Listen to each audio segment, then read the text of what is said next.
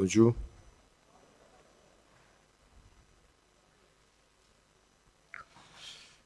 Ce matin, on va lire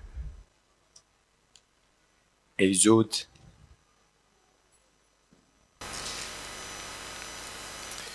Exode chapitre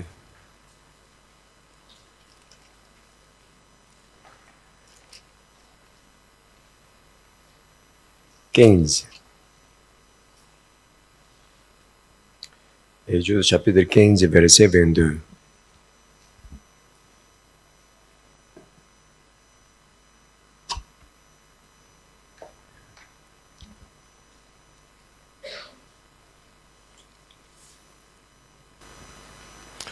Telle la parole. Moïse fit partir Israël de la mer Rouge. Il prit la direction du désert de Shur. Et après 3 journées de marche dans le désert, il ne trouvait point d'eau. Il arrivait à Mara, mais ils ne purent pas boire l'eau de Mara, parce qu'elle était amère.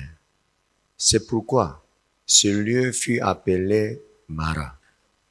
Le peuple murmura contre Moïse en disant: Que boirons-nous?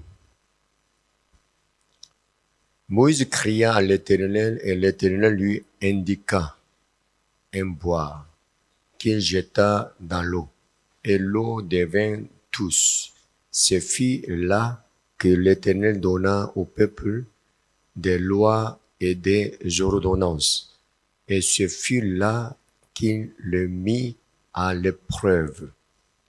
Il dit: Si tu écoutes attentivement la voix de l'Éternel ton Dieu, si tu fais ce qui est droit à ses yeux, si tu prêtes l'oreille à ses commandements et tu observes toutes ses lois, je ne te frapperai d'aucune de mes maladies dont j'ai frappé les Égyptiennes, car je suis l'Éternel qui t'ai guéri.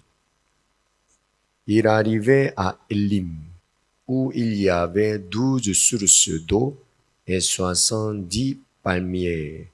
Il campait là près de l'eau. Amen.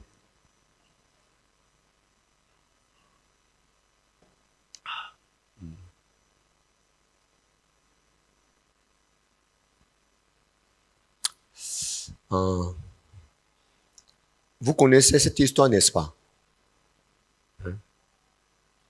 Aujourd'hui,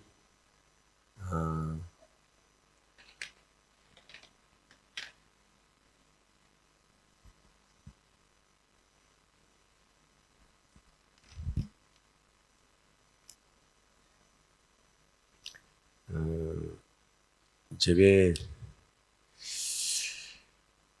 parler une chose qui est importante, mais je crois que vous avez déjà écouté ça, mais je vais parler de ça encore.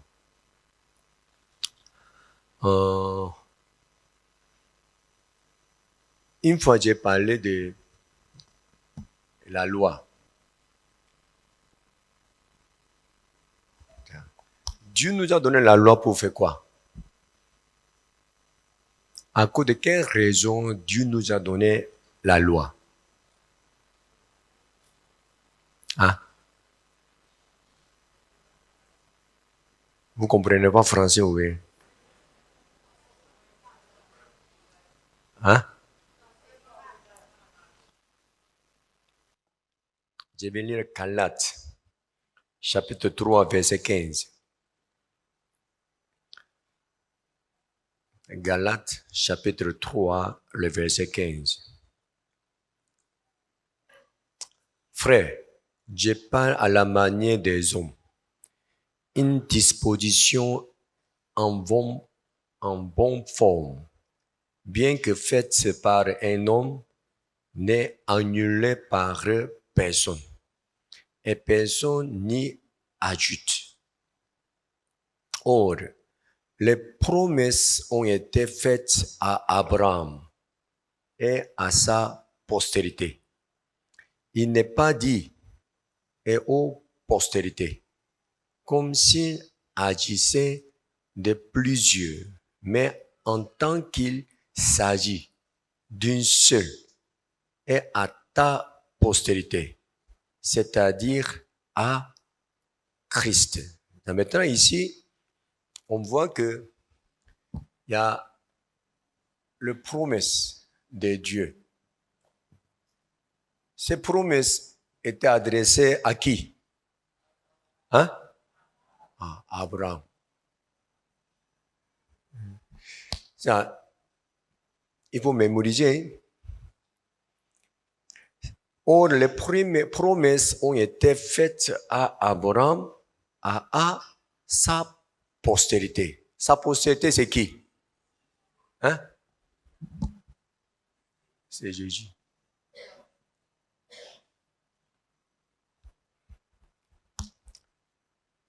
Le verset 17. Voici ce que j'entends, une disposition que Dieu a confirmée antérieurement ne peut pas être annulée. Et ainsi la promesse rendue vaine par la loi survenue 430 ans plus tard. Ça maintenant, retourne. La promesse est ici.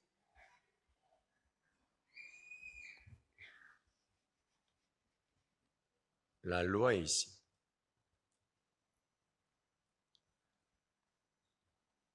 « 430 ans plus tard, Dieu a établi la loi. » Vous comprenez? Ça maintenant, la Bible nous a dit quoi? Voici ce que j'entends. Une disposition que Dieu a confirmée antérieurement ne peut pas être annulée. Cette promesse ne peut pas être annulée. À cause de quoi? Et ainsi la promesse rendue vaine par, à cause de quoi? Par la loi survenue 400 ans plus tard, 430 ans plus tard. C'est-à-dire, cette loi ne peut pas annuler ça. Ça veut dire quoi? Dieu, cette promesse est venue de Dieu. C'est ça, hein? Mais la loi est venue d'où? Hein? Qui a établi la loi? Dieu. Si la promesse de Dieu, c'est-à-dire la direction de la promesse de Dieu, ou bien idéologie, je ne sais pas, ça c'est bonne expression. Idéologie de la promesse de Dieu est même chose que l'idéologie de la loi de Dieu. Si ça c'est même idéologie, même direction, hein, on ne peut pas utiliser cette expression. Comme si la promesse de Dieu, la direction de la promesse de Dieu est comme ça. Mais la direction de la loi de Dieu est comme ça. Vous comprenez? Donc, la loi de Dieu ne peut pas annuler. Voilà ce que Dieu a dit, c'était une erreur. Donc maintenant, cette chose va remplacer ça. Non. Vous comprenez pas? Vous comprenez? C'est-à-dire, voilà ce que Dieu a dit la première fois est totalement différent de ce que Dieu a dit à la deuxième fois. Donc, on est dans la confusion. Qu'est-ce qui est véritablement la parole de Dieu? Parce que cette parole de Dieu est totalement différente de cette parole de Dieu. Comme si Dieu a changé. Vous comprenez pas? Vous comprenez? C'est-à-dire, la parole qui est sortie de la bouche de Dieu a dit, va à gauche.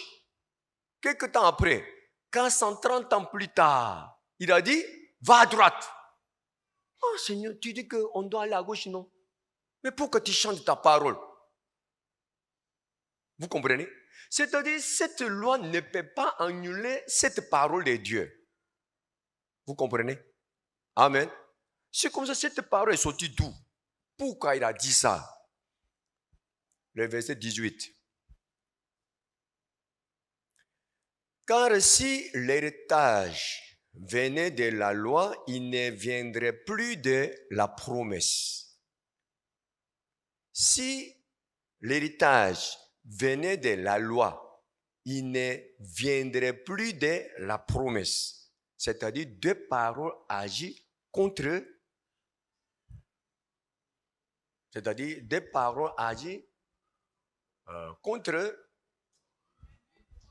l'autre, contre l'un à l'autre. L'un à l'autre. C'est ça, non? Or, c'est par la promesse que Dieu a fait à Abraham. C'est don de sa grâce. 19. Pourquoi donc la loi? Elle a été donnée ensuite à cause des transgressions. Quelle transgression? Jusqu'à ce que vienne la postérité à qui la promesse avait été faite. Elle a été promulguée par ses anges au moyen d'un médiateur. Tiens, je retourne. Attends.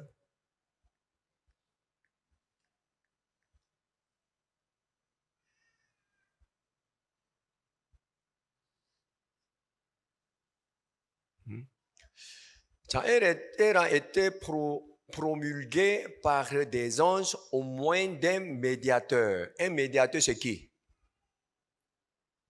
Qui? Moïse. Amen.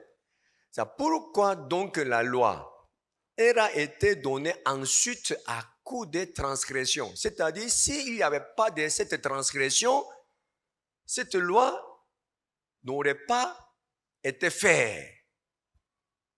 Vous comprenez ce que je dis? Mais à cause de la transgression, Dieu, il était obligé de faire cette loi. Vous comprenez? Je vais expliquer tout à l'heure. Vous allez comprendre. Il ne faut pas vous inquiéter. Je vois que je suis en train de parler en langue. Le verset 20. Il y aura des interprètes. Et le médiateur n'est pas médiateur d'un seul, tandis que Dieu est un seul. Dieu est un seul. Ça veut dire que Dieu ne peut jamais parler de paroles qui sont opposées. 21. La loi est-elle donc contre la promesse de Dieu? Loin de là. S'il eût été donné une loi qui pût procurer la vie, la justice ne viendrait réellement de la loi. 22. Mais l'Écriture a tout renfermé sur le péché, afin que ce qui avait été promis fût donné par la foi en Jésus-Christ à ceux qui croient. Amen. Maintenant, je vais expliquer.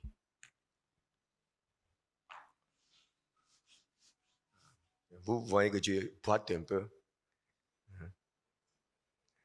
À cause de ballon. Je disais à Dieu, Seigneur, entre moi et ma femme, qui joue ballon plus beaucoup? Mais ma femme est plus quand elle est normale et puis je suis blessé. Je ne comprenais pas. Mais ça va venir. La promesse de Dieu. Qu'est-ce que la promesse de Dieu? Qu'est-ce qui est la promesse de Dieu? À travers la promesse de Dieu, on peut voir le cœur de Dieu. C'est-à-dire, quel cœur de Dieu on peut voir à travers la promesse de Dieu. C'est-à-dire, à travers la promesse de Dieu, on peut dire qu'on voit l'amour de Dieu. On voit la miséricorde de Dieu. Ce genre de choses. Hein? Donc, en voyant la promesse de Dieu, on peut voir quoi exactement, concrètement? Vous connaissez la promesse de Dieu qui était donnée à Abraham. Vous connaissez, non? Abraham, Dieu a dit quoi?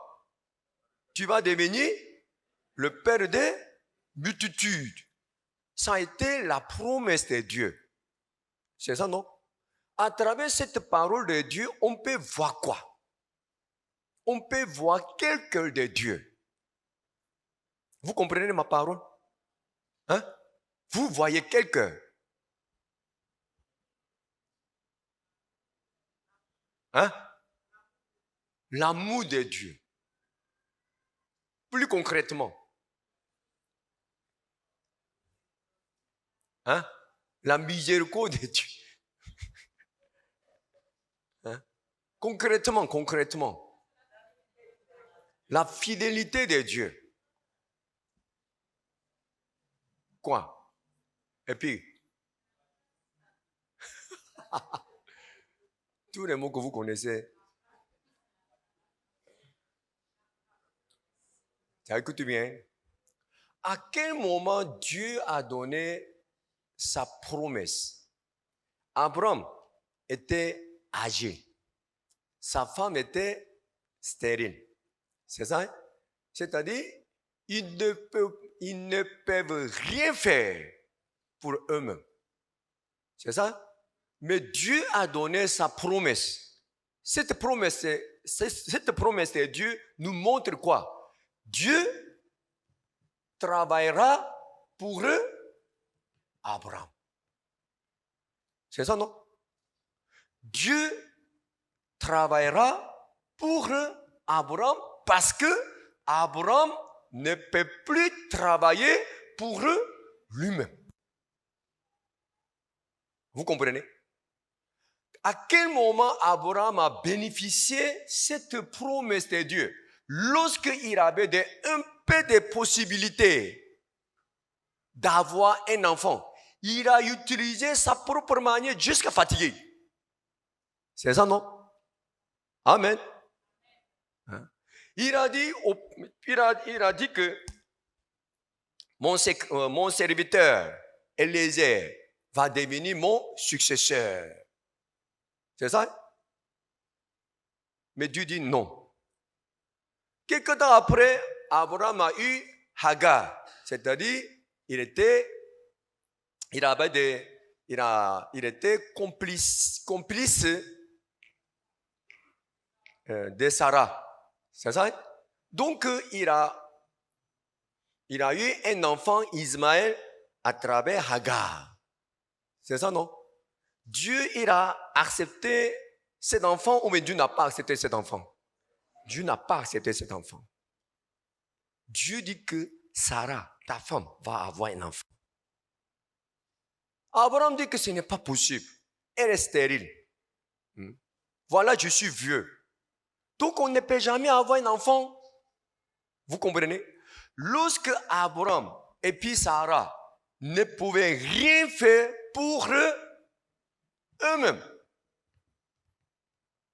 cette promesse était réalisée. Vous comprenez? Donc, à travers cette promesse de Dieu, on peut voir Dieu qui travaillait pour nous. Amen. Amen. Avant que Dieu a créé Adam et Ève, Dieu a créé quoi d'abord? Ce monde. Et puis Éden. C'est ça? Dieu a créé ce monde depuis le premier jour jusqu'à 6e jour. Au 6e jour, après la création des animaux, Dieu a créé l'homme. C'est ça, non? Amen. C'était pour l'homme. Dieu a fait tout avant la création de l'homme. C'était lorsque l'homme est créé dans le monde, il pouvait voir tout ce que Dieu a fait pour eux. Au point qu'ils n'avaient même pas besoin d'ajouter quoi que ce soit pour eux-mêmes. Parce que Dieu a tout préparé. Vous comprenez? Donc c'était un paradis pour eux. Parce qu'il n'y a rien qui est manquant. Tout était prêt. Tout est préparé. Vous comprenez pas?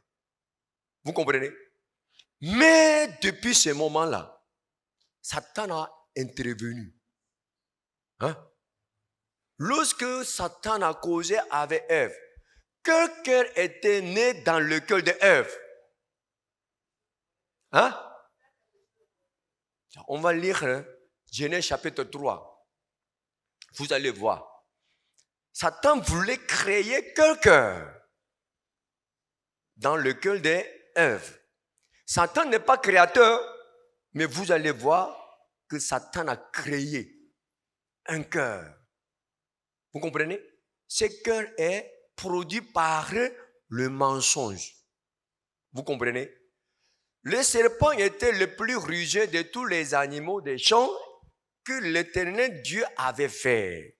Il dit à la femme, Dieu a-t-il réellement dit, vous ne mangerez pas de tous les arbres du jardin? La femme répondit au serpent, nous mangeons du fruit des arbres du jardin. Mais quand au fruit de l'arbre qui est au milieu du jardin, Dieu a dit, vous n'en mangerez point, vous n'y toucherez point, de peu que vous ne mouriez. Alors le serpent dit à la femme, vous ne mourrez point. Mais Dieu sait que le jour où vous en mangerez, vos yeux s'ouvriront et que vous serez comme des dieux connaissant le bien et le mal. Ça veut dire quoi? Est-ce que tu penses que tu as tout? Est-ce que tu penses que tu n'as aucun manque? Est-ce que tu penses que Dieu a fait tout pour toi? Dieu t'a interdit de manger ces fruits. C'est parce que Dieu sait que si tu manges ces fruits, tu vas connaître le bien et le mal comme Dieu. Vous comprenez? Dans ce moment-là, elle va sentir que, il ne veut pas me donner cette intelligence. Vous comprenez? Pour me manipuler, pour m'exploiter. C'est-à-dire, il m'a donné tout, mais il a interdit de manger ces fruits parce qu'il ne veut pas que j'ai cette chose. Vous comprenez? Donc, si je mange ces fruits, j'aurai ça. J'aurai ça. Ça, c'est quoi? Hein? La connaissance du bien et du mal. Donc, en causant avec Satan, elle a senti quoi? Le manque. Je manque de cette chose. Vous comprenez pas? Vous comprenez? Hein?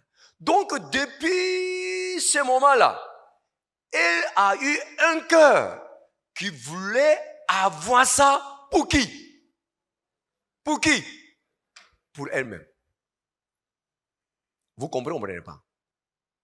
Dieu m'a donné tout, mais Dieu ne m'a pas donné ça. Donc, j'ai besoin de ça pour moi. Donc, pour avoir ça, pour elle-même, elle a mangé le fruit de la connaissance du bien et du mal. Vous comprenez pas? Vous comprenez? Ça veut dire quoi? Depuis que Ève a causé avec Satan, elle a eu que cœur. Le cœur qui veut travailler pour elle-même. C'est-à-dire, je ne peux pas compter sur Dieu seulement. Je ne peux pas prendre seulement ce que Dieu me donne seulement. J'ai d'autres choses dont j'ai besoin. Donc, je dois avoir ça. Puisque Dieu ne me donne pas ça, moi-même, je dois me lever pour prendre ça. Vous comprenez pas? Vous comprenez? C'est donc que Dieu a préparé tout pour Adam et Ève, Dieu a fait tout pour Adam et Ève au point qu'ils ne peuvent jamais sentir le manque. Mais depuis que Ève a causé avec Satan, elle a senti le manque et puis elle voulait remplir ses besoins, elle voulait remplir ses manques en travaillant elle-même, pour elle-même. Vous comprenez pas? Vous comprenez? Ce qui est dangereux n'est pas dangereux. Pourquoi? Pourquoi? Hein? Si ce qui est installé dans son cœur, Dieu, elle ne pourra jamais expérimenter Dieu qui travaille pour elle. Vous comprenez pas? Amen. Vous comprenez ou ne comprenez pas? Dieu a fait tout pour arracher, pour enlever, pour déraciner le cœur qui veut travailler pour soi-même dans le cœur d'Abraham. Vous comprenez pas? Vous comprenez? Pourquoi? Ce qui était installé depuis qui? Depuis qui? Depuis Adam et Ève. Depuis qu'ils ont causé avec qui? Avec Satan. C'est-à-dire Satan voulait implanter le cœur qui veut travailler pour soi-même. Amen. Vous comprenez? Hein? Satan, lui-même, il sait aussi. Satan, Dieu a créé un ange. Mais ange est devenu Satan. À cause de quel cœur? À cause de ce cœur. À cause de ce même cœur. Vous comprenez?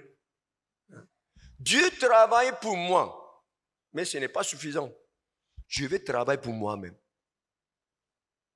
Je vais être où je veux. Je ne vais pas être où Dieu me place. Vous comprenez pas?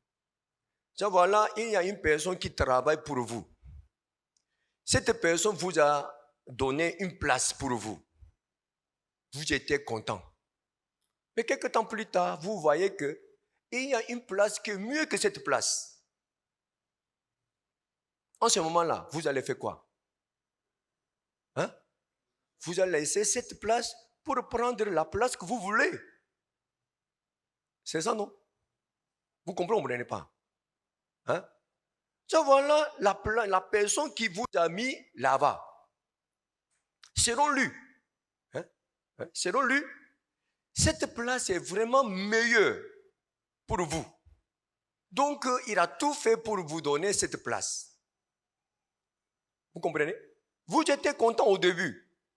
Mais quelques temps après, vous voyez qu'il y a une place qui est mieux que cette place. Donc, vous allez tout faire pour prendre cette place, en laissant la place qui était donnée par ce monsieur. Vous comprenez? Amen. Et le cœur d'Ève, c'était comme ça. Dieu a fait tout pour elle.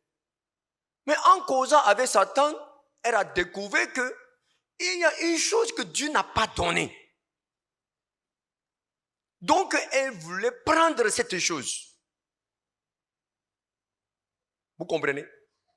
Elle-même. Amen. Vous comprenez? Donc, pour prendre cette parole, cette chose, elle devait abandonner qui? Dieu qui travaillait pour elle. Amen.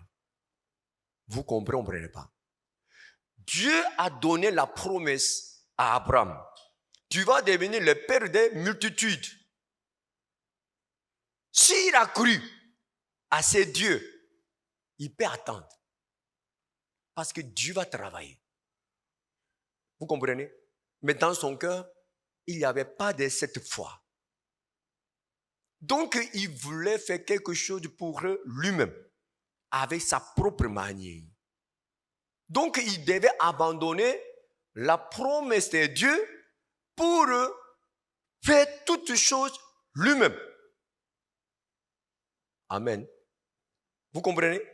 Mais à cause de cette raison, il avait souffert, il n'avait pas souffert. Il avait souffert. Même s'il avait souffert, mais sa situation n'était pas résolue. Mais finalement, il est retourné à la promesse de Dieu et puis Dieu a travaillé dans sa vie. Amen. Lorsqu'il est devenu une personne qui ne peut plus faire quoi que ce soit soi-même, voilà, Dieu a travaillé pour lui. Amen. Tiens, voilà, la promesse de Dieu était là. Mais Dieu voit quoi? La transgression de l'homme. Qu'est-ce que la transgression de l'homme? Dieu a vu que ce qu'elle est né encore, quelqu'un, le cœur qui veut travailler pour eux soi-même, ce qu'elle est né encore. Donc pour détruire ce que Dieu a installé, Dieu a fait la loi pour détruire ce cœur. Vous comprenez pas? Amen. Ah, je vais expliquer. C'est un peu difficile. Ou bien?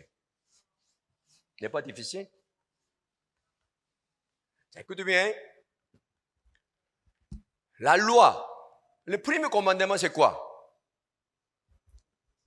Tu adores Dieu seulement. C'est ça? Deuxième. Adore Dieu seulement. Deuxième. Vous ne connaissez pas? On ne doit pas faire l'image de Dieu. On ne doit pas tailler l'image de Dieu en prenant l'image qui est dans le monde. Vous comprenez? C'est-à-dire chaque fois lorsque le peuple d'Israël voulait faire l'idole, statue de l'idole, toujours ils ont pris l'image de qui? L'image de bœuf. C'est ça, non? Ça, c'est pas ça. Donc le peuple d'Israël, ils ont fait le veau d'or qui représente qui? Dieu. C'est ça? Amen. Mais Dieu ne veut pas qu'on taille l'image de Dieu. Troisième, c'est quoi? Hein? Quoi? On ne doit pas utiliser le nom de Dieu en vain. C'est-à-dire, on ne doit pas utiliser le nom de Dieu en vain. 4. Respecter le jour de sabbat. C'est ça? 5. Honore ton père et ton père, ta mère. 6. Tu ne tueras point. 7. Tu ne commettras point d'adultère. 8. Tu ne voles pas. 9. Tu ne mentis pas. 10. Ne convoite pas tes voisins. C'est ça, hein? Ah, c'est 10 commandements. Là,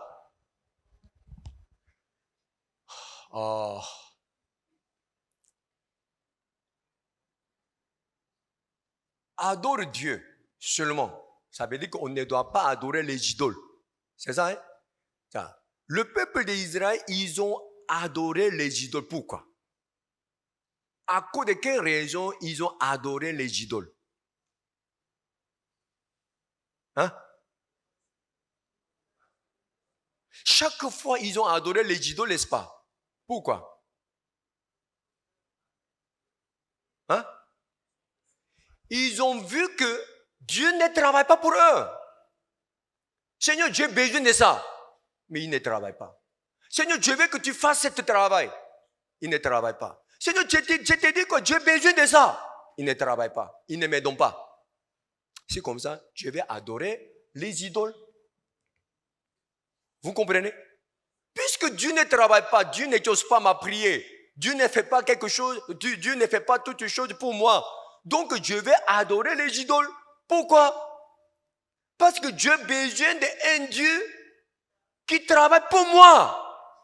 Il doit faire tout ce que Dieu lui demande. Il doit me donner, pour me donner tous mes besoins. Vous comprenez?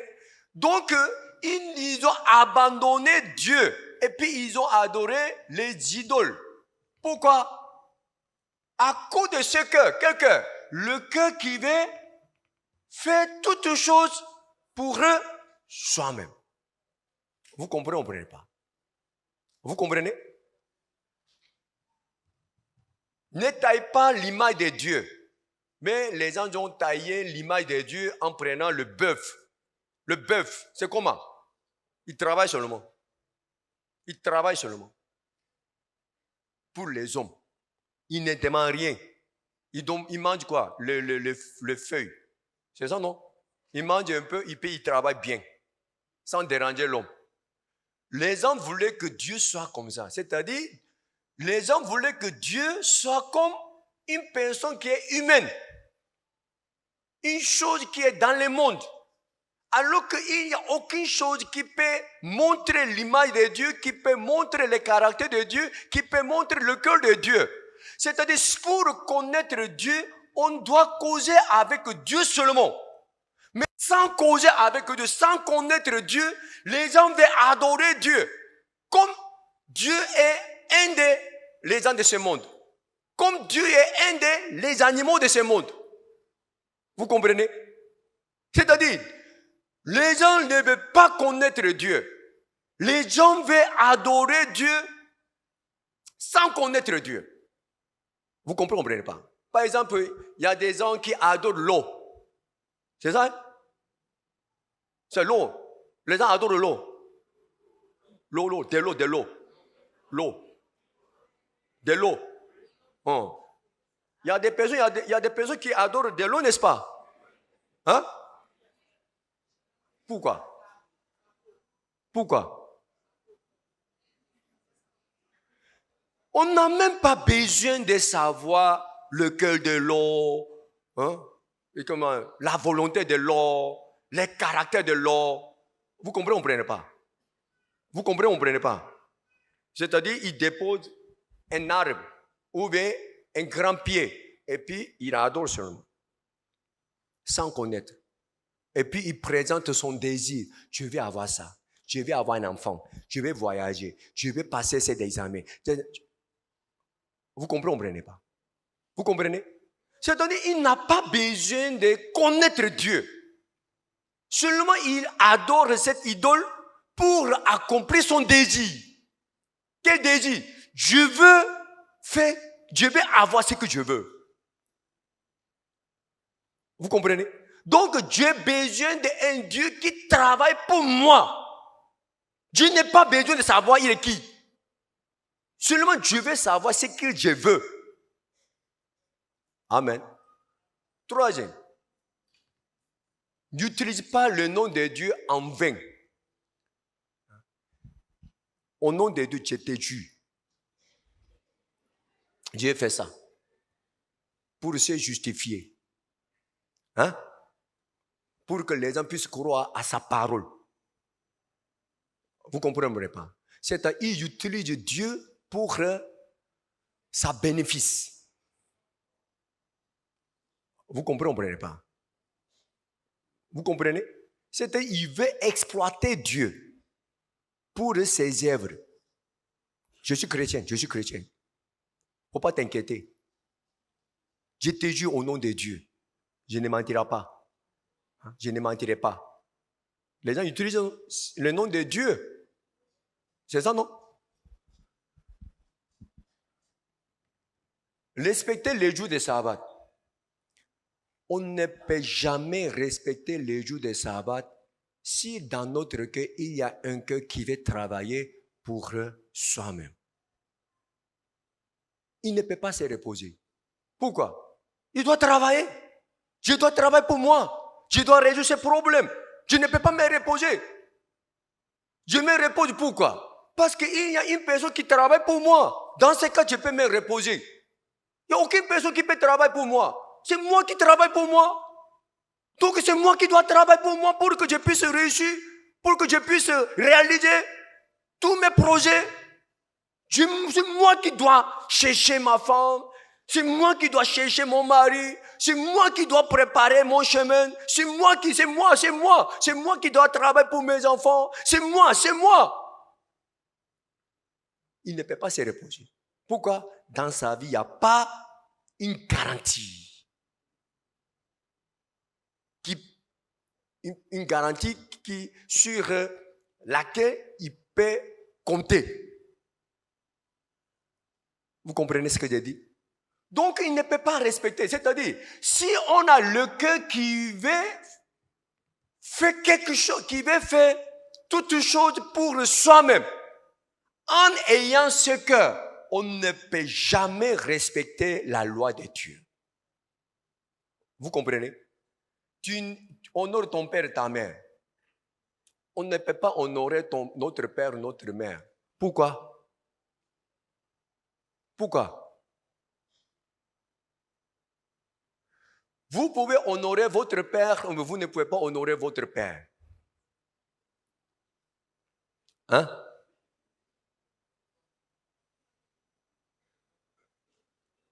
C'est lui qui honore son père et sa mère. Levez la main.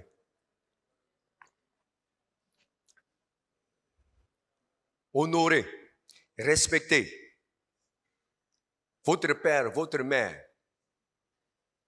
À cause de quelle raison on doit honorer notre père, notre mère? À cause de quelle raison?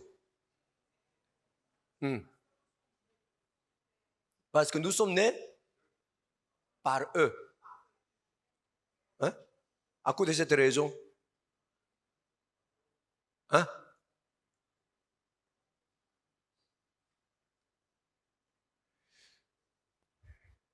Honore ton père et ta mère, ça veut dire qu'on est éduqué. Vous comprenez? L'enfant prodigue a quitté son père. Pourquoi? Il ne veut plus être éduqué. Il ne veut plus être dirigé. Vous comprenez? Donc, celui qui est capable de se diriger, honorer ton père et sa mère, impossible. Pourquoi? Il doit mépriser leurs paroles, leur conduite, leur direction, leur conduite. Parce qu'il est capable de se diriger. Donc, il est impossible d'écouter leurs paroles. Pourquoi il méprise leurs paroles et puis il suit sa propre pensée? Parce que pour lui, cette pensée est bonne pour lui. C'est-à-dire, dans son cœur, il y a un cœur qui veut travailler pour soi-même. Vous comprenez pas? Vous comprenez? C'est-à-dire, il est capable de travailler pour lui-même. Donc, il méprise l'intervention de leur père, leur mère. Parce que, selon eux, ils sont plus intelligents que eux, donc ils vont suivre leur propre pensée. Ne tuez point, pour que les gens tuent. Pour ça, bénéfice. C'est ça, non? Ce n'est pas ça. On tue pour que les gens tuent les autres. Pour qui? Pour eux-mêmes. Combien d'adultère? C'est-à-dire celui qui ne croit pas qu'il y a une personne qui peut venger de lui. C'est ça? Ou bien? Si vraiment il croit qu'il y a une personne qui peut venger de lui. C'est ça? Pour lui? Professeur, il est où? Professeur, il n'est pas là. Hein? De le venger. Donc, il croit qu'il y a une personne qui peut venger, qui peut le venger. Qui peut le venger? Qui peut le venger. Vous comprenez? Donc lui-même, il doit se venger. Vous ne comprenez pas? L'adultère, c'est la même chose. S'il croit que Dieu a déjà préparé une femme pour lui, il n'a pas besoin de commettre d'adultère. Vous comprenez? Voler. s'il croit que Dieu lui donne, pourquoi il doit voler? Mentir. Il peut dire la vérité. Même s'il dit la vérité, Dieu est là. Dieu va les protéger. Dieu va s'occuper de lui. Donc il peut dire la vérité.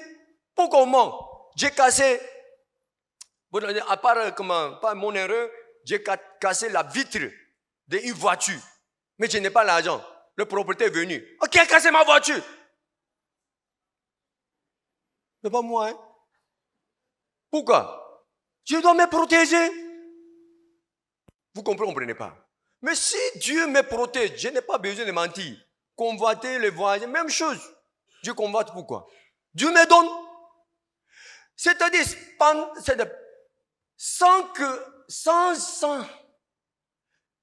oh non. Si nous avons ce cœur, c'est-à-dire si nous avons le cœur qui veut faire quelque chose pour soi-même, on ne peut jamais respecter le commandement de Dieu. C'est impossible. Vous comprenez? Donc si on transgresse le commandement de Dieu, on devient pécheur. Et puis on doit être maudit. On doit payer le salaire du péché qui est la mort. C'est-à-dire Dieu a dit que si vous avez ce cœur, la conséquence de la vie que vous menez avec ce cœur, c'est quoi? La mort. Vous comprenez? C'est-à-dire Dieu a envoyé la loi pour détruire quoi? Pour ce cœur. Vous comprenez pas? Pour qu'on puisse retourner à la promesse de Dieu. Quelle promesse? Je vais travailler pour toi. C'est-à-dire si dans notre cœur, dans notre vie, il y a Dieu qui travaille pour moi. Dieu travaille pour moi. Si vraiment ce cœur est installé dans mon cœur, réellement, véritablement, je n'ai pas besoin d'adorer les idoles. Je n'ai pas besoin d'utiliser le nom de Dieu en vain. Je n'ai pas besoin de tailler l'image de Dieu. Je n'ai pas besoin de travailler pendant les jours de sabbat. Je peux me reposer tranquillement, paisiblement. La Bible nous a dit quoi? Celui qui croit en Dieu, il peut se reposer comme Dieu se repose. Vous comprenez? Voilà, dans ma vie, Dieu est là. Dans ma vie, Dieu travaille. Donc, je me repose. Dans cette difficulté, comment tu peux dormir? Comment tu peux te reposer? Je peux me reposer parce que Dieu travaille dans ma vie. Oui, je vois la difficulté, je vois les problèmes. Mais Dieu est là avec moi. Donc, je me repose. Vous comprenez pas? Vous comprenez? Amen. Voilà, il est mon père, il est ma mère. Il dirige ma vie. Par la parole, avec la parole. Donc je l'accepte. Je suis obéissant. J'écoute leurs paroles. Pourquoi? Je crois que la parole de Dieu que mes parents me donnent, cette parole va se réaliser. Donc je vais être dirigé par mes parents. Vous comprenez? Ça vous dites que, pasteur, vraiment tu es mon père spirituel.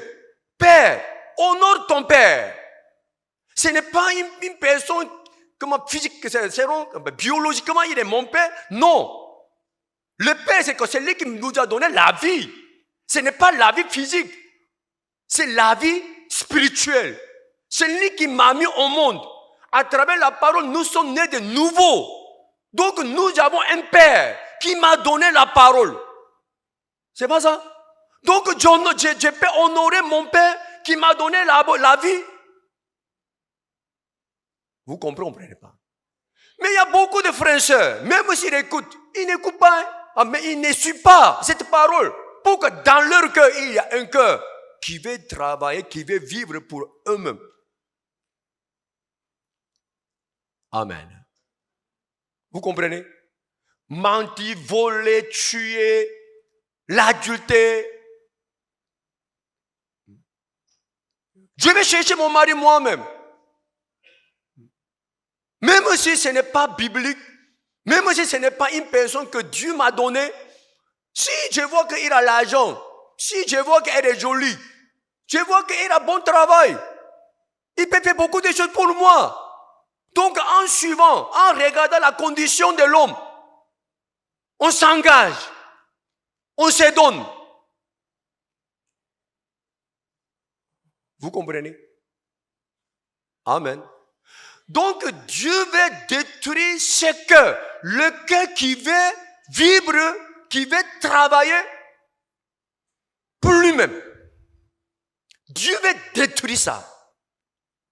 Si tu vis avec ce cœur, tu vas transgresser ce commandement par forcer. Forcer, tu dois transgresser ce commandement. Donc, tu dois payer les salaires du péché pour ça. C'est l'enfer. L'enfer.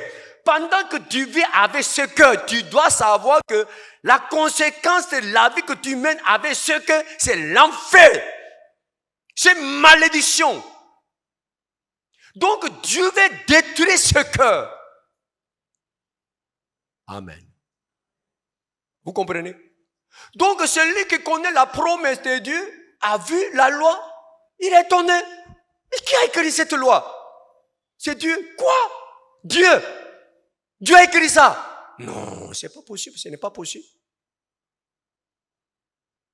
Vous comprenez pas. La promesse de Dieu, c'est quoi? Je ferai toutes choses pour toi. La loi, c'est quoi? Si tu fais ça, tu seras béni. Si tu ne fais pas ça, tu seras maudit. Ça dépend de toi. Ce n'est pas la même chose. La promesse de Dieu est totalement différente de la loi.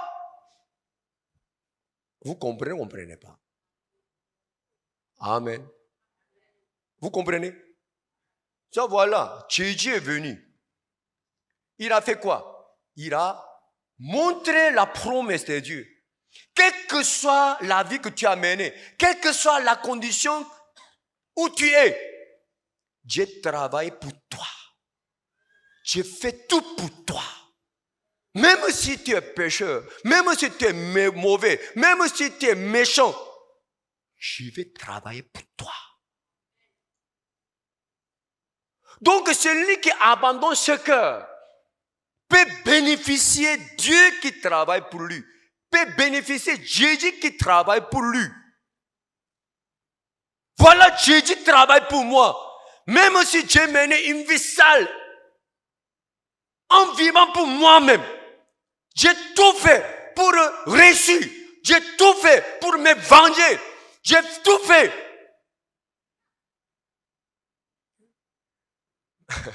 Je vais parler un peu. Avant-hier, un frère, il a chuté mon pied. C'est-à-dire, ballon est en train de descendre. Puisque je ne veux pas avoir des accidents, parce que si je boite, ce n'est pas bon, n'est-ce pas? Donc, s'il y a des contacts, je me recule. Parce que je ne vais pas avoir de problème.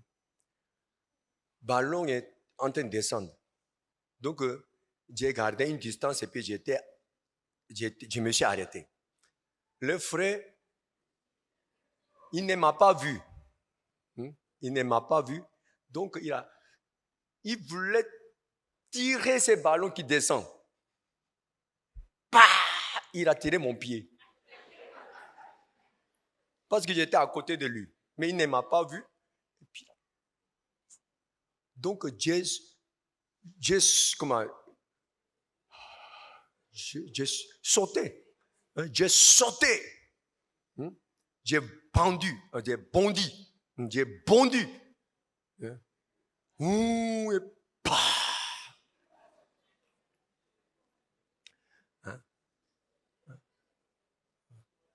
Et lorsque je me suis levé, je n'ai pas trop senti. Mais lorsque je suis retourné à ma place pour jouer continuellement, depuis ce moment-là, vraiment, la douleur a commencé à grandir. Jusqu'à présent, je suis en train de boiter. Avant-hier, hier matin, Toi m'a dit, ma fille, papa, Dans ton cœur, il n'y a pas la haine contre ses frères.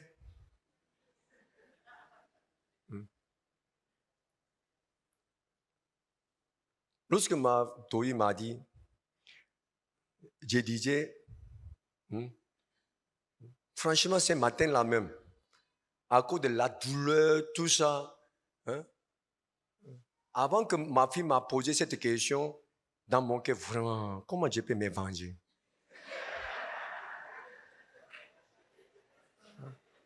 Qu'est-ce que Dieu doit faire pour qu'il puisse regretter jusqu'à sa mort? Franchement, c'était dans mon cœur. Franchement, j'ai dit la vérité. Je suis pasteur, mais je suis comme ça. Il va regretter. Même s'il a fait des erreurs. Parce que j'avais mal aux pieds. Mais, dans mon cœur, est-ce que Dieu sera content de ce cœur? Oui, on dit, c'est Dieu qui a fait, Dieu qui a fait. Mais j'ai dit dans mon cœur, c'est pas Dieu, c'est attaque de Satan.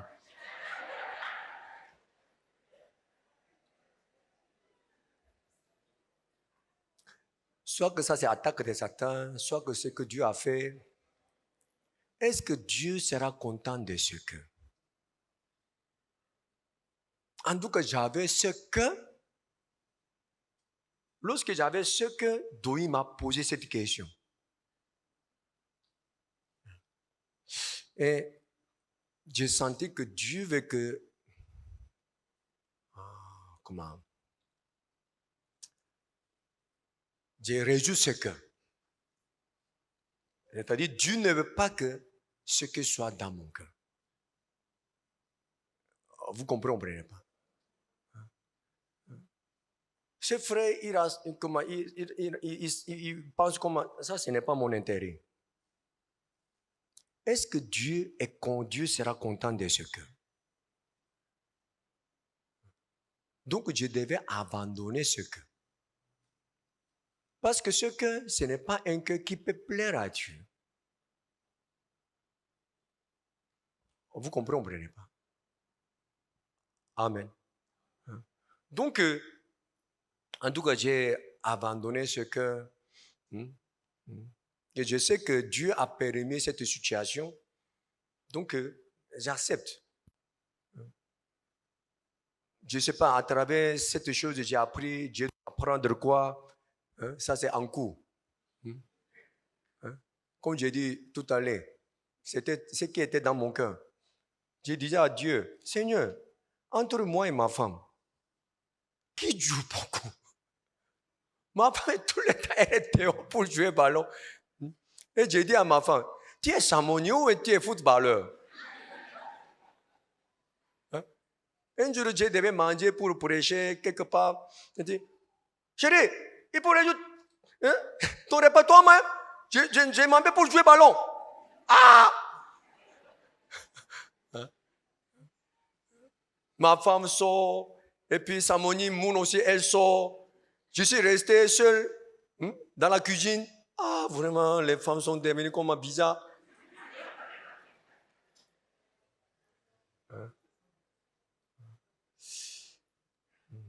Et en tout cas, vraiment, Dieu voulait avoir le cœur qui veut plaire à Dieu. Vous comprenez? Si j'ai fait toutes choses pour moi-même, à quel moment Dieu peut travailler pour moi? Je me venge. Je fais comme je veux. Dans cette vie, qu'est-ce que Dieu peut travailler pour moi? Si j'ai fait toutes choses pour moi, à quel moment Dieu peut travailler pour moi? Vous comprenez? La dernière fois, j'ai partagé une parole, 1 Corinthiens. 1 Corinthiens chapitre 9.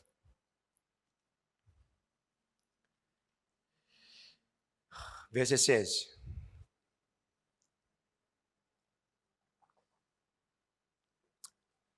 Si j'annonce l'évangile, ce n'est pas pour moi un sujet de gloire, car la nécessité m'en est imposée. Et malheur à moi, si je n'annonce pas l'évangile. Si je le fais de bon cœur, j'en ai la récompense. Mais si je le fais malgré moi, c'est une charge qui m'est confiée. Ça, c'est quoi? Le devoir. C'est ça, non? C'est le devoir. C'est-à-dire, le devoir, c'est quoi? Une chose qu'on doit faire, forcer. Soit qu'on veut, soit qu'on ne veut pas. Le devoir est une chose qu'on doit faire, forcer. C'est ça? Dans l'école, il y a devoir, ce n'est pas devoir. Si vous ne faites pas les devoirs, qu'est-ce qui va arriver? Les chicottes, la sanction. C'est ça, hein? Si je le fais de bon cœur, j'en ai la récompense. Mais si je le fais malgré moi, c'est une charge qui m'est confiée. Quelle est donc ma récompense? Qu'est-ce qui est la récompense que Dieu me donne?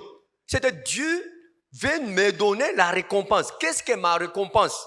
Si j'ai fait mon devoir, Dieu va me récompenser? Non. Quelle est donc ma récompense? C'est d'offrir gratuitement l'évangile que j'annonce, sans user de mon droit de prédicateur de l'évangile. Ça veut dire quoi?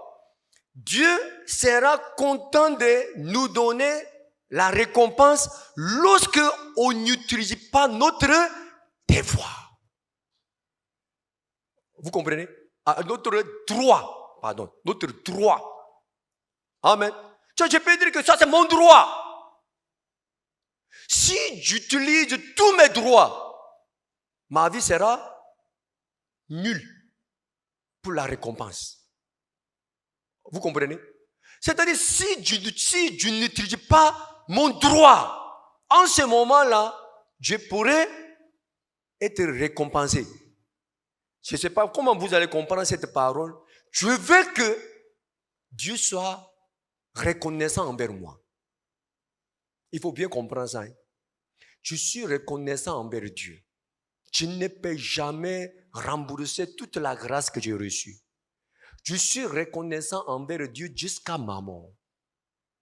Mais je veux que Dieu soit reconnaissant envers moi. C'est lui qui donne la récompense. Hein? Son visage, c'est comment? Souriant ou bien triste? Souriant. Et puis, il est reconnaissant. Le gouvernement nous a récompensés avec le remerciement. C'est ça, non? C'est pas ça. Si nous n'utilisons pas notre droit, Dieu sera reconnaissant envers nous. Vous comprenez ou vous ne comprenez pas? Vous comprenez? Hein? Notre droit, sans user de mon droit de prédicateur, de l'évangile. Voilà, je suis le prédicateur, je suis le pasteur, ou bien je suis tant. Oui, vous avez votre droit. Mais si vous n'utilisez pas ces droits, vous serez récompensé. C'est-à-dire, Dieu sera reconnaissant envers vous. Si nous faisons notre devoir, c'est une chose normale. Si nous ne faisons pas notre devoir, Dieu sera fâché contre nous. C'est pas ça? Amen. Mais si nous n'utilisons pas notre droit, vraiment Dieu sera content. Dernière fois, lorsqu'on a fait la réunion des pasteurs, j'ai partagé cette parole pour les pasteurs. Parce qu'il y a des missionnaires, il y a des samonimes. Voilà, ma fille a accouché. Donc, je suis sa maman. Je vais aller aider ma fille.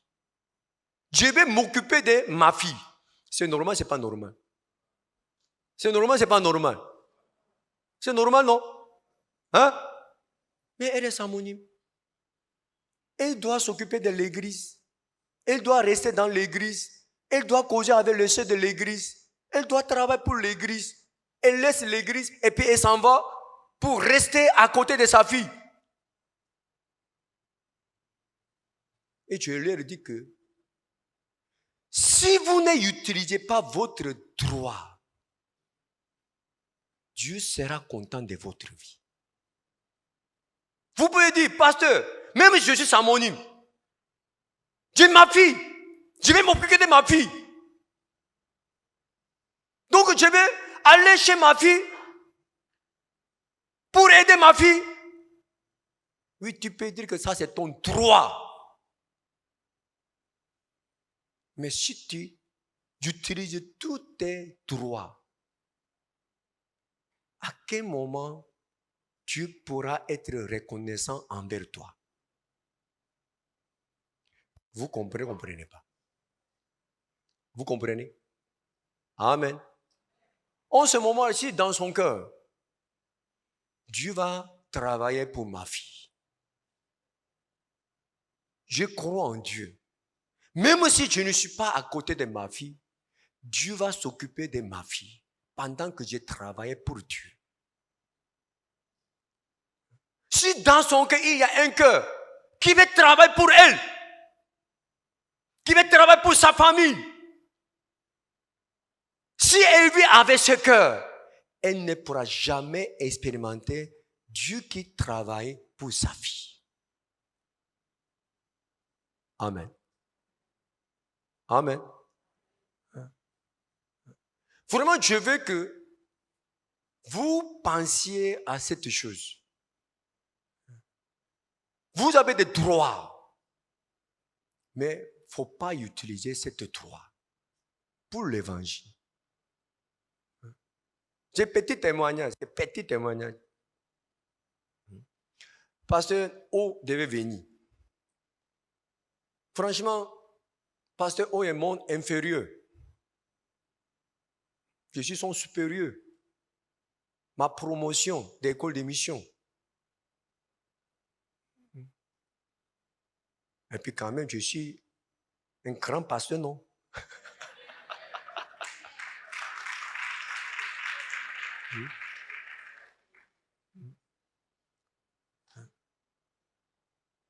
J'ai cédé ma chambre. Et pendant une semaine, j'ai dormi dans mon bureau. Oui, je n'ai pas besoin de faire ça. Je peux donner une chambre qui est à côté, puisque Songyo n'est pas là. Je peux donner la chambre de Songyo. Je peux lui donner cette chambre. Et puis je dors dans ma chambre. Personne ne pourra me dire pourquoi tu fais ça. Personne. C'est normal. 100% normal. Peut-être je peux dire que c'est mon droit.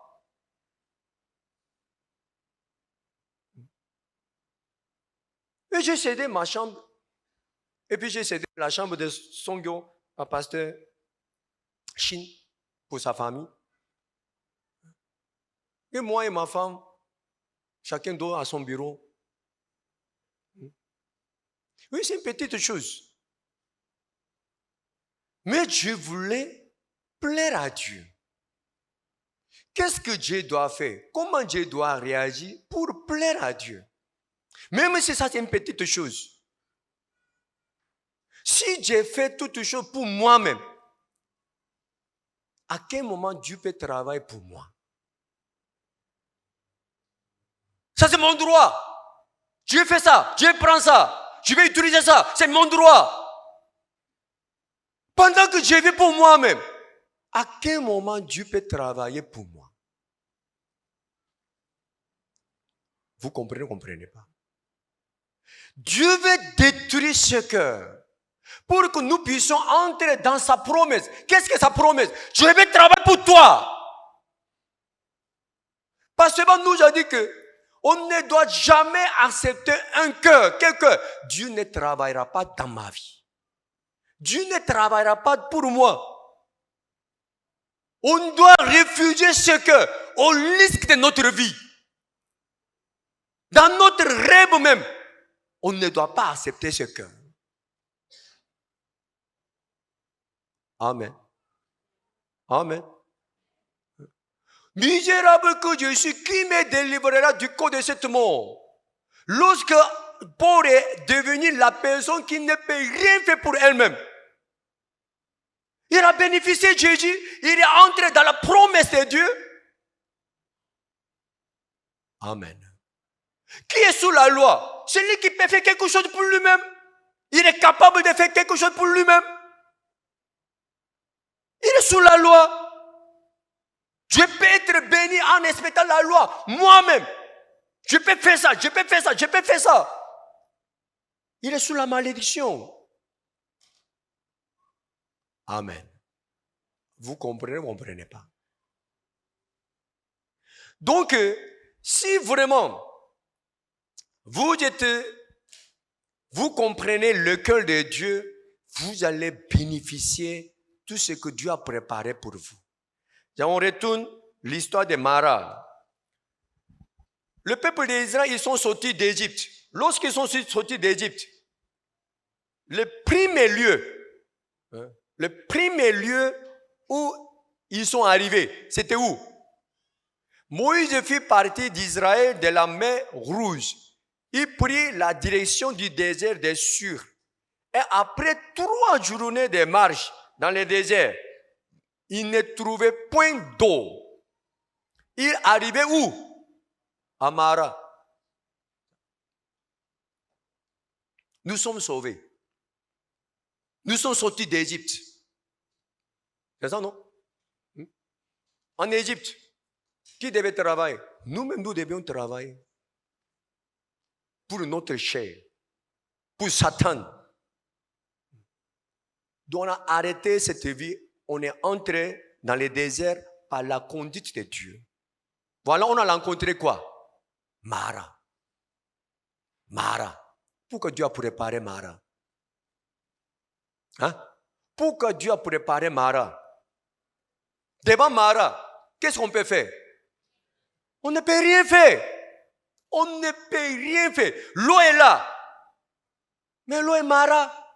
C'est amer. On ne peut pas boire.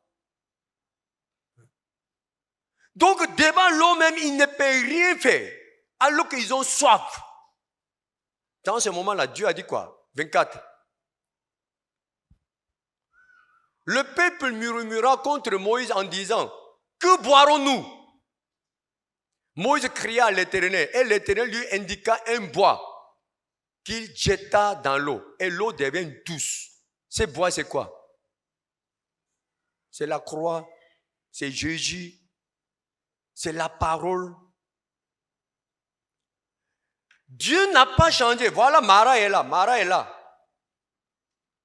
L'eau n'a pas changé, la situation n'a pas changé, seulement on a mis le bois. C'est-à-dire on a mis la parole. Le bois, ça c'est la croix de Jésus. Lorsqu'on a mis la parole dans l'eau, c'était buvable. On a rencontré beaucoup de situations imbuvables. J'ai perdu ma femme. J'ai perdu mon enfant. J'ai perdu mon travail. J'ai échoué. J'ai divorcé. Je suis tombé malade. On peut rencontrer ces gens de situations que Mara. Dieu nous a demandé de boire. On ne peut pas boire. En ce moment-là, Moïse a prié à Dieu. Dieu a indiqué un bois. Mettez ces bois dans l'eau. Bois. C'est comme ça. On ne peut pas boire l'eau de Mara à cause de quoi? Parce qu'on n'a pas mis le bois dans l'eau. Nous disons que cette eau, ce n'est pas buvable. On ne peut pas boire, ce n'est pas possible. On ne peut pas boire. Tu peux boire. Tu peux accepter. Tu peux accepter. Comment? Si tu mets la parole dedans. Amen. Amen. Il n'y a aucune situation qu'on ne peut pas accepter. Il y a beaucoup de situations qu'on ne peut pas accepter.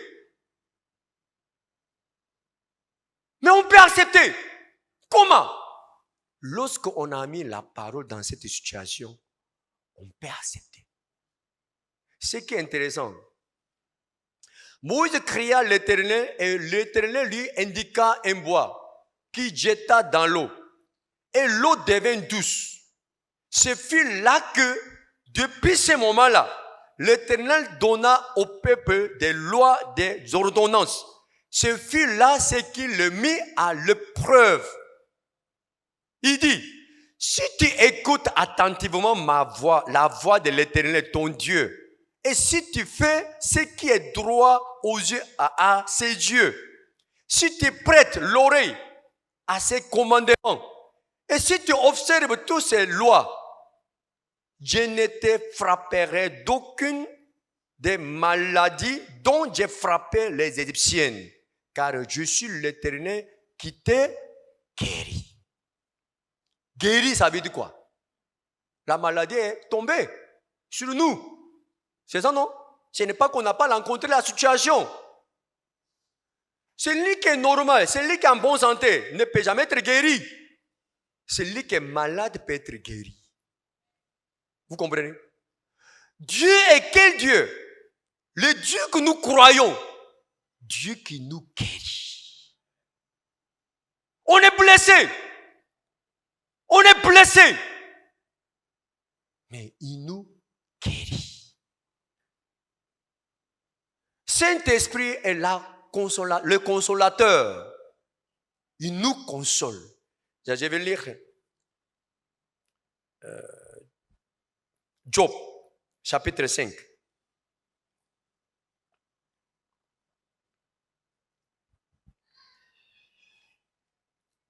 Attends.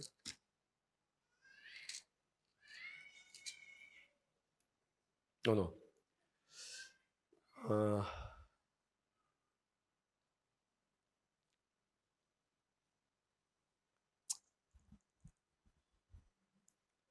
Ésaïe chapitre 30, verset 26. Ésaïe chapitre 30, verset 26.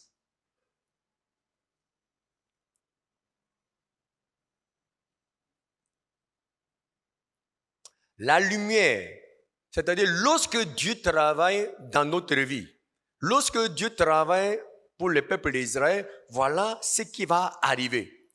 La lumière de la lune sera comme la lumière du soleil. Est-ce que la lune peut devenir le soleil? Est-ce que la lumière de la lune peut devenir la lumière du soleil? Est-ce qu'on peut regarder la lumière du soleil? Mais on peut regarder la lumière de la lune. C'est pas ça? Pourquoi? Ça c'est faible. Même si ça c'est la lumière est très faible. Donc on peut voir la lumière de la lune avec nos yeux. Mais ici, la lumière de la lune sera comme la lumière du soleil. Et la lumière du soleil sera 7 fois plus grande, comme la lumière des 7 jours. Lorsque l'Éternel bandera la blessure de son peuple et qui guérira la plaie de ses coupes. Amen. Amen. Ça, voilà, la Bible nous a dit que même si Dieu nous a frappés, il va nous guérir. Même si Dieu a permis cette situation, il va nous guérir. Amen. Lorsque Dieu nous a guéris, voilà, la lumière de la lune sera comme la lumière du soleil. La lumière du soleil sera 7 fois plus grande. Amen. Ça veut dire que nous allons oublier cette souffrance, cette tristesse, par la guérison de Dieu, par la consolation de Dieu. Amen. Donc, qu'est-ce qu'on doit faire? Job chapitre 5, verset 17.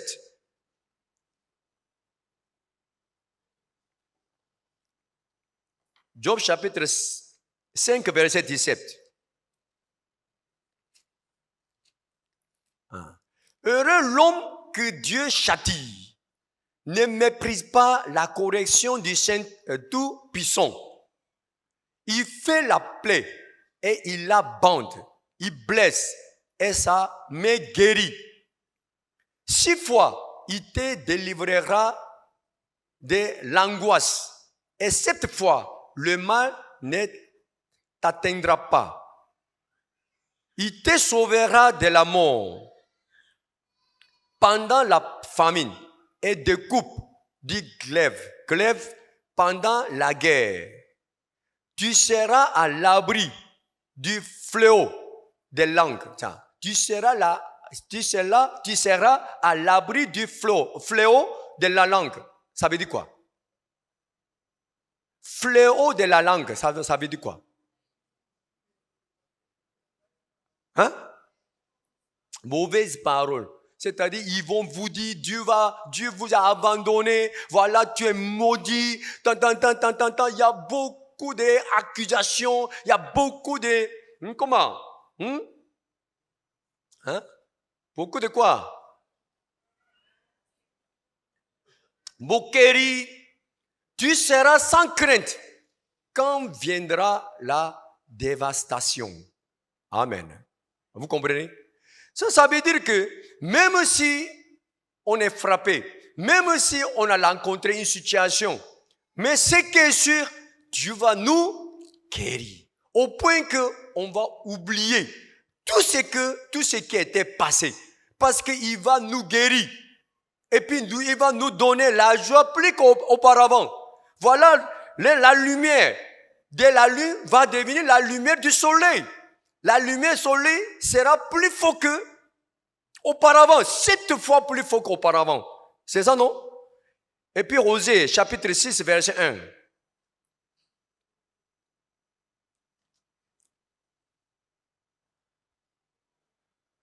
Venez, retournons à l'Éternel, car il a déchiré, mais il nous guérira.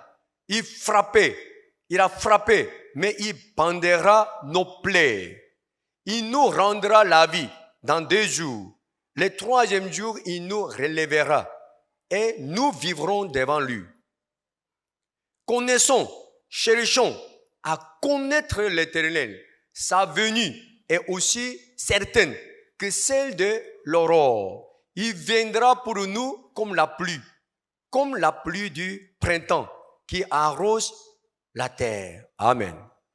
Donc maintenant, nous devons connaître Dieu. Quel Dieu? Quel Dieu? Quel Dieu? Dieu qui travaille pour nous. À cause de cette situation que vous avez rencontrée, dans votre cœur, il y a un cœur qui est arrêté. Quel cœur? Dieu ne travaille pas. J'ai prié. Dieu n'a pas exaucé ma prière. J'ai demandé. Dieu n'a pas réagi. Dieu ne travaille pas pour moi. Dieu ne travaille pas pour moi. Voilà, nous sommes sauvés. Nous avons rencontré Mara. C'est quoi ça? Je ne peux pas boire ça. Mais on peut boire. Amen. Amen. On peut accepter. On peut boire l'eau de Mara. On peut boire l'eau de Mara. Avec la parole. Et puis il va nous guérir. Amen. Vous comprenez? Dieu veut nous montrer, même si vous avez rencontré des situations, je travaille pour toi. Dieu a donné la promesse à Abraham. Le peuple d'Israël devait rester. Mais 430 ans plus tard, en voyant un cœur qui est fixé dans le cœur de le peuple d'Israël, c'est quoi? Dieu ne travaillera pas. Ils sont sortis d'Égypte par plein de miracles. Ils étaient protégés par la nuage. Par la nuage. Comment? De feu. Et puis, non. C'est ça, hein? La colonne de feu, la colonne de nuage. Bien qu'ils étaient protégés par Dieu, par les miracles de Dieu, toujours dans leur cœur, c'est quoi? Dieu ne travaillera pas. Tu es où? Tu es où? Dans les miracles de Dieu. Comment tu peux dormir tranquillement dans les déserts? Comment tu peux marcher dans les déserts? Comment? Sous le soleil, comment tu peux te déplacer? Ce n'est pas les miracles de Dieu. Même s'ils sont dans les miracles de Dieu, toujours dans leur cœur, il y a un cœur, c'est quoi? Dieu ne travaillera pas. Dieu ne travaillera pas. Tous les jours, ils voulaient retourner en Égypte. Pourquoi? Dieu ne travaillera pas. Il n'y a pas l'eau, il n'y a pas de nourriture, il n'y a pas l'eau, il n'y a pas de nourriture. Tous les jours, ils se plaignent. Amen. Amen. Même si on a rencontré Mara, on peut voir. Parce que Dieu va travailler. Amen. Dieu veut détruire ce cœur. Pour détruire ce que Dieu a installé la loi. Amen. Celui qui a rencontré Jésus, celui qui a vraiment rencontré Jésus, il voit quoi? Dieu qui travaille pour lui. Amen. Misérable que je suis, qui me délivrera du corps de ce monde? Voilà, tu ne peux rien faire pour moi. Je ne peux rien faire pour moi. En ce moment-là, il a rencontré Jésus qui a travaillé pour lui. Vous comprenez? Amen. Vraiment, Dieu veut qu'on retourne dans la promesse de Dieu. Quelle promesse? Je vais travailler pour toi. Amen. Lorsque Jésus a dit à Pierre, je te ferai pécher d'homme. Il a dit quoi? Je peux mourir pour toi. Je peux entrer en prison pour toi. Je peux faire des choses, je peux faire des choses, je peux faire des choses. Si tu peux faire quelque chose pour toi, pour moi, tu peux faire quoi pour toi? Il a régné Jésus-Christ 3 fois. Il a pleuré. Il était une personne qui ne pouvait rien faire. En ce moment-là, il s'est rappelé à la promesse de Jésus. Amen. Amen. Vraiment, je veux que vous bénéficiez cette parole. Dieu veut qu'on retourne à sa promesse. Vous devez croire que Dieu va travailler dans notre vie. Amen. Est-ce que vraiment vous croyez que Dieu va travailler dans notre vie? Hein? Pendant cette semaine, nous avons écouté la parole de l'orateur. En tout cas, lorsqu'on a vu tout ce qu'il a fait, c'était extraordinaire. Je l'ai rencontré pour la première fois.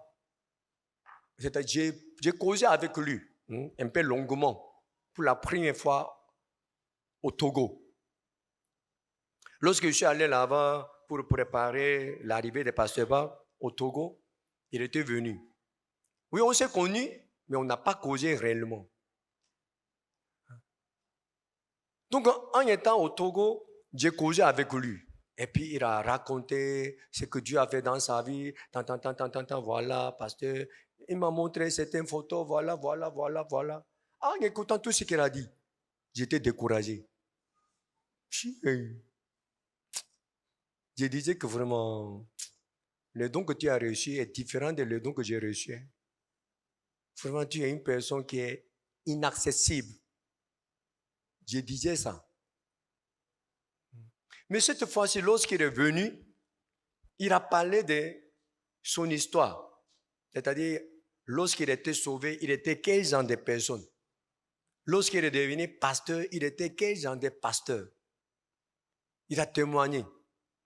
Il dit que un jour, pour un programme de la retraite, il était désigné pour prier. C'est-à-dire, avant de commencer un programme, c'est-à-dire le programme des soirs, il y a un pasteur qui prie, n'est-ce pas? Lui aussi, ce jour-là, il était choisi. Et puis, il est monté. Vous connaissez Dieu en coréen? Comment on prononce? Hananim. Hananim. Voilà, il est monté. Et puis il a pris le micro. Et puis il a commencé à prier. Ha. Ha. Ha. Ha. Ha. Il devait dire Hananim, Avodi, 감사합니다. Il devait parler comme ça. Hein? Ha. Ha. Ha. Tellement il est arrêté à ce niveau. Hein? Les Français, ils ont commencé à rire. Hein? Donc un pasteur qui est venu derrière lui, et puis descend. Et quelqu'un d'autre, un autre pasteur est monté, il a prié. Son état est grave, n'est pas grave. Hein? Il dit que s'il est devant beaucoup de personnes, comment? Il bègue fortement. Et puis il ne sait même pas quoi dire. Sa bouche est fermée. Donc lorsqu'il est monté pour prier,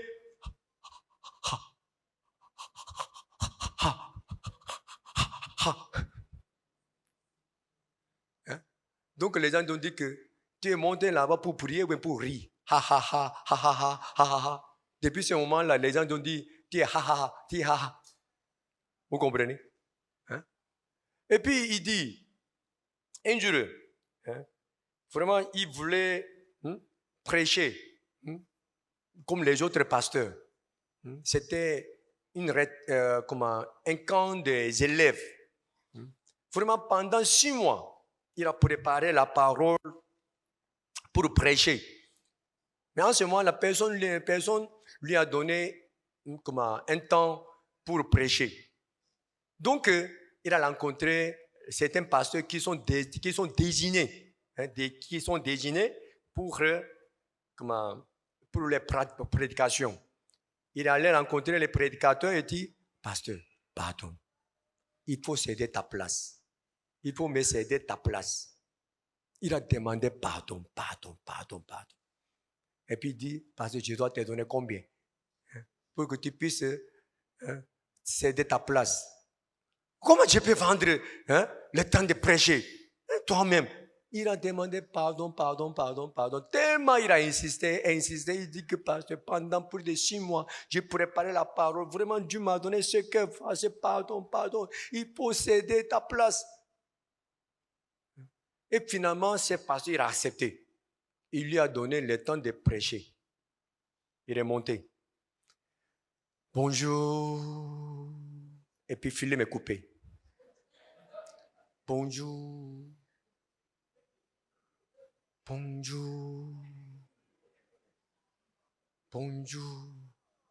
Pendant 7 minutes.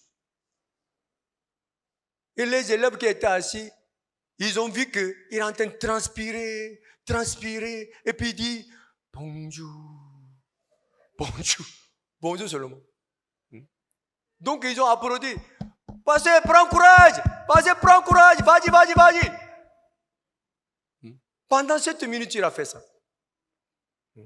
Et puis difficilement, il a terminé cette prédication et puis il est descendu. Mais malgré ça, il allait rencontrer le deuxième pasteur pour le deuxième jour. Pasteur, pardon, il faut céder cette place. Parce que vraiment, je ne pouvais même pas faire 10% de ce que j'ai préparé. Pasteur, pardon. J'ai préparé la parole, vraiment, pardon. Il a cédé. Et puis il a prêché. Un peu, jusqu'à dernier jour. C'est-à-dire, il n'était pas une personne qui était capable de faire quelque chose pour lui-même. Dieu l'a formé. Amen. En écoutant son témoignage, j'étais encouragé même. Lorsque j'ai écouté tout ce que Dieu a fait dans sa vie, vraiment, il était une personne qui était inaccessible pour moi.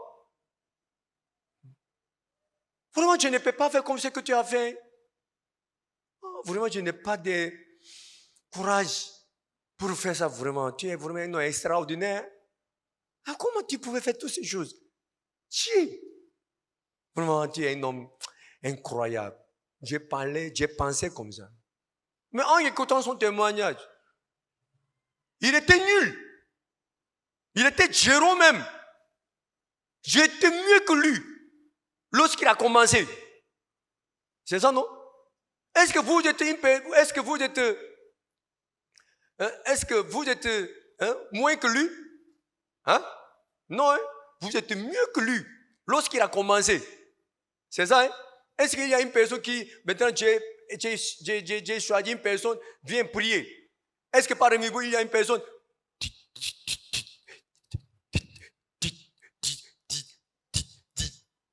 et puis vous allez descendre? Non, hein? Cet homme n'existe pas. C'est ça, non? Mais il dit, il était pasteur. Mais Dieu a travaillé. Même s'il ne pouvait rien faire pour lui-même, Dieu a travaillé pour lui, Dieu n'a pas travaillé pour lui. Dieu a travaillé pour lui. Au point que je ne pouvais même pas imaginer. Au commencement, il était comment? Amen. Vous comprenez? Même si on a rencontré une situation comme Mara, même si on est dans une situation qui est Mara, si nous avons reçu la parole, on peut faire tout. On peut accepter tout. Amen. Dans notre vie, toujours, il y a un Dieu qui travaille pour nous. Donc la condition, la situation, ce n'est pas important. Même si on a rencontré Mara, toujours à côté de Mara, il y a une bois. On met cette bois. On met cette parole dans la situation. Et puis on boit. Et puis nous croyons que dans notre vie, il y a toujours un Dieu qui nous guérit. Amen. Amen. C'est comme ça. Dans notre vie, il y a des problèmes, il n'y a pas de problème. Il n'y a pas de problème. Il n'y a pas de problème. Amen.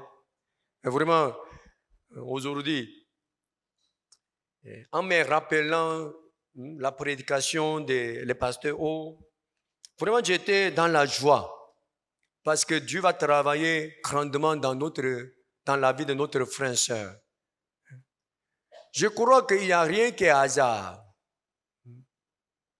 Depuis que Dieu m'a donné un cœur, je disais que, Seigneur, vraiment j'ai besoin de beaucoup de moyens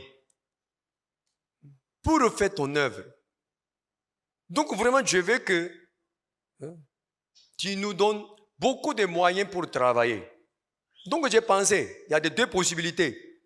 La première possibilité, un milliardaire soit sauvé. S'il est vraiment sauvé, dans sa reconnaissance, il va au prix. Il va me soutenir. Et puis deuxième possibilité, notre frère et sœur même, il devient milliardaire. Et lorsque j'ai pensé, oui, deux choses peuvent arriver en même temps, il n'y a pas de problème. Mais j'ai profité la deuxième possibilité. Si notre frère et sœur devient le milliardaire, ça sera plus intéressant. C'est ça, non?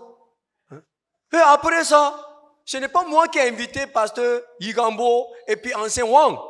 Ce n'est pas moi qui ai invité. Ils ont programmé un séminaire au Togo. Puisqu'il vient au Togo, il voulait visiter l'église des Chinois qui est ici. Donc, Côte d'Ivoire est entré dans leur voyage. Vous comprenez? Et donc, l'ancien Wang, il est venu, et puis il a rendu le témoignage, et puis pasteur Ligambo aussi, il a donné beaucoup de paroles.